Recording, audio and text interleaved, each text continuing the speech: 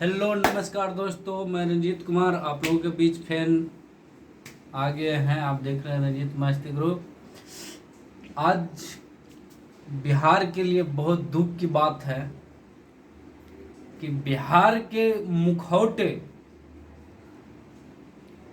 जो बिहार के आन बान शान कहे जाने वाले हमारे माननीय मुख्यमंत्री श्री नीतीश कुमार जी हैं, उन्होंने सदन में कुछ क्या बोले, कुछ उनका मुंह से बुलाया गया है या किसी टॉपिक पे, कि वो कहते हैं ना कि एक जो ठेठ हिंदी और ठेठ देहाती भाषा होता है, उस भाषा में पूरा सदन को समझाने का काम किए हैं। लेकिन उनको थोड़ा इस तरह से नहीं, थोड़ा घुमा फिरा कर या थोड़ा अलग ढंग से बोलने की ज़रूरत था। लेकिन उन्होंने कोई गलत बात तो बोला नहीं है, लेकिन थोड़ा जहाँ पे लैंग्वेज यूज किए हैं वो थोड़ा सा अलग तरह से समझाने का प्रयास करते तो वो ज़्यादा होता। आज एक बात बोल दिए जो पूरा एकदम नीचे से लेकर ऊपर तक, केंद्र तक हंगामा है।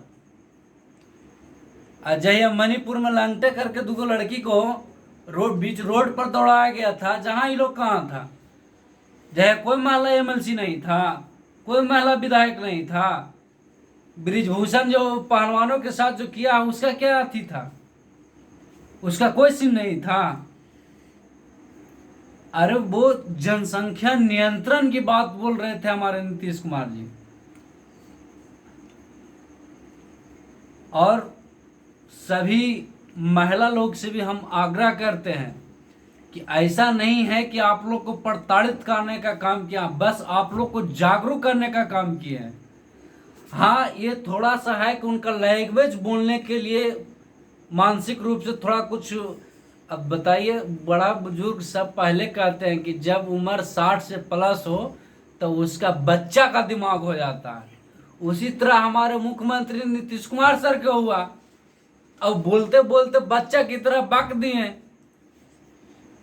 लेकिन महिला लोग और जितना भी सब है उनको समझने का, वो बिल्कुल सही और सटीक बात बोले। जनसंख्या नियंत्रण के लिए महिलाओं का वो विकास की ओर लाए हैं, महिलाओं को शिक्षा में जो जागरूकता किए हैं, उससे रियली है कि जनसंख्या में कमी हुआ है। जो महिलाएं, जो पुरुष पढ़े लिखे हैं, वो हमेशा हम दो, हमारे दो के नारा देते हैं। और सही बात है, आज कहीं न कहीं हर क्षेत्र में महिलाएं आगे बढ़ रही है। खास करके बिहार में महिलाओं का आगे बढ़ाने का काम हमारे मुख्यमंत्री नीतीश कुमार जी ही किए हैं। महिला को बहुत सारे आरक्षण दिए हैं, लेकिन हम महिला को आरक्षण दिए हैं, लेकिन हम सरकार से भी गुजारिश करते हैं कि महिलाओं को सेफ्टी देने का भी काम कीजिए, उसको रक्षा करने का भी काम कीजिए।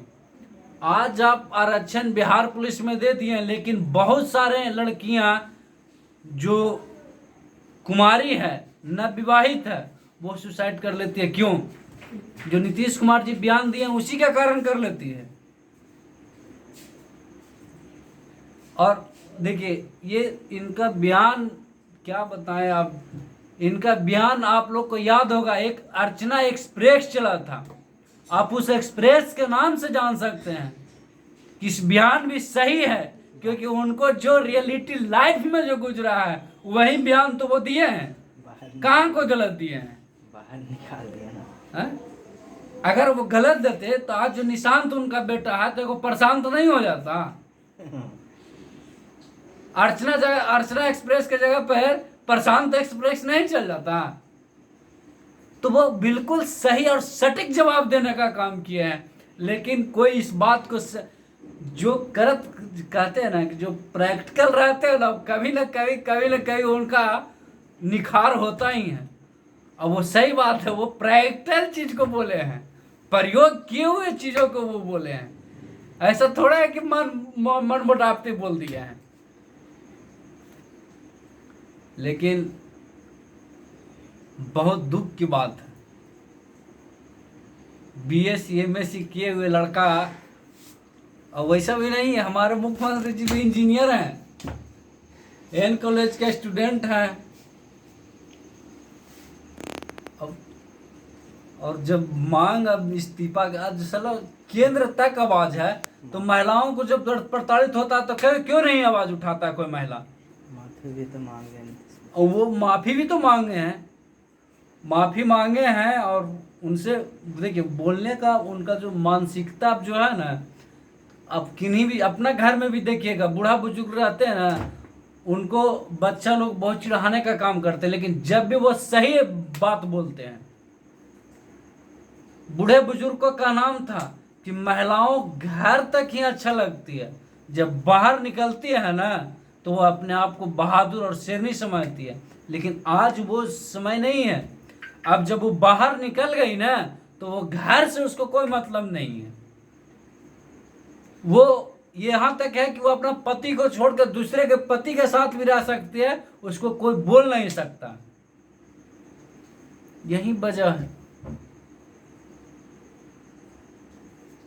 तो और क्या बताएं, हम सुने हैं और बहुत समझे बुझे भी हैं, लेकिन हमको यही अर्चना एक्सप्रेस का याद आया कि बिना एक्सपीरियंस किए हुए ये आवाज निकल नहीं सकता था।